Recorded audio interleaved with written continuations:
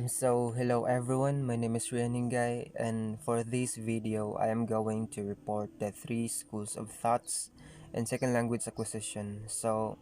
Under these three schools of thoughts in second language acquisition are the behaviorism, cognitive, and constructivism. In behaviorism, the behaviorist theory says second language learners learn from repeated practice and being rewarded for correct answers. For the students to acquire the second language, the teacher must use reinforcement such as a positive reward. After that, the student has produced the second language. Activities are based upon repeating to form habit. Examples include in this behaviorism is dialogue, dialogue memorization, chain drill, single slot, substitution drill, and transformation drill. So Classroom practices. In this behaviorism, teachers reward for students when they are correct, encourage students who are incorrect to practicing. Teachers smile while correcting to assure students believe that are working towards the goal, reassure students that they will understand with more practice, and reassure students that even you as an educator still make mistakes. My personal experience about this behaviorism is back when I was at high school. I experienced this while the teachers is about to call someone for oral recitation and on pronouncing the words in the flashcard and I was about to volunteer because of the points it gets when I can utter the word correctly. So it has a big impact to my behavior and motivates myself a lot. So Comparison between behaviorism and cognitive. Behaviorism is it stresses on students' observable behavior to create automatic learning includes the use of instructional cues, practice, and reinforcement. In this case, the role of the teacher in behaviorism theory is determines what type of cues that could produce the desired response to create conducive situation to reach the target stimuli and to create environment condition. While in cognitivism, it stresses on the process happens inside the human mind, acquisition of the language, and internal mental structure. In this case, the role of teacher is to understand the position of the students who have different experience that will influence to the learning outcome. To determine the manners that mostly use and which one of is effective to organize the new information, to provide feedback in order to make the new information will be more effective and efficient. Moving on to cognitive.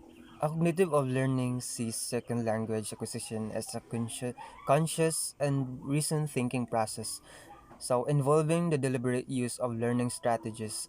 Learning strategies are special ways of processing information that enhance comprehension, learning of retention of information. This explanation of language learning contrasts strongly with the behaviorist account of language learning, which sees language learning as an unconscious automatic process. So, Example of cognitive is this view leads to a classroom focused on using learning strategies that have been observed in successful language learners and to a view of the learner as an information processor, with limitation as to how much new information can be retained and who needs strategies to be able to transfer information into memory. So, Classroom practices in this cognitive is relevant activities include review and revision, class vocabulary bags using a scaffolding approach with young learners, analysis and discussion of language and topics, inductive approaches and learning training.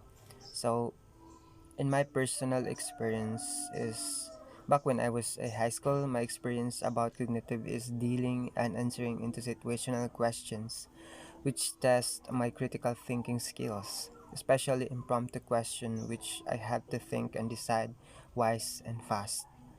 So, comparison between cognitive and constructivism is constructivism it emphasizes on how to construct the meaning of the word or thing based on their own understanding. It can be done through individual experience and schema. The role of the teacher is to ask the students to learn, to construct meaning, and to assimilate and accommodate the students' prior knowledge and the new ones. While cognitivism, it stresses on the process happens inside the human mind, acquisition of the language and internal mental structure. So in this case, the role of teacher is to understand the position of the students who have different experience that will influence to the learning outcome, to determine the manners that mostly used and which one is effective to organize the new information, to provide feedback in order to make the new information will be more effective and efficient. And the last one is the constructivism in the three school of thoughts and second language acquisition.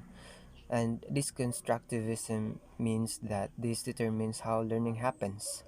So it is one of the useful learning in which it determines the lives of learners try to look for their own understanding about something that they are curious to know.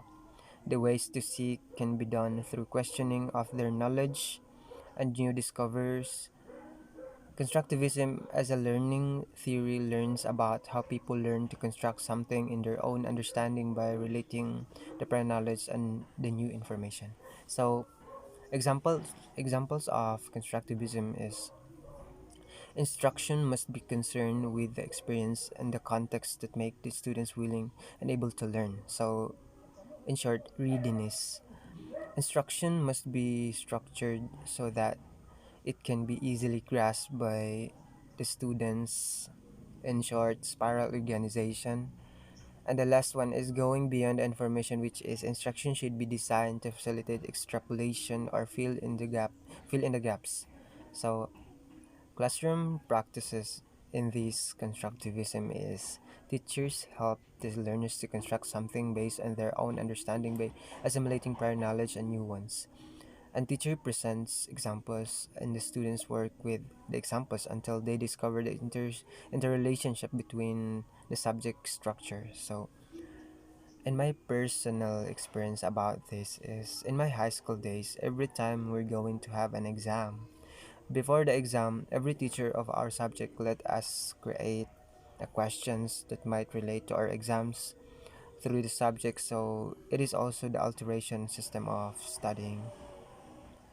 And so in conclusion, the importance of this school of thoughts in second language acquisition is that all three positions should be considered important to create balanced discussion of human linguistic behavior.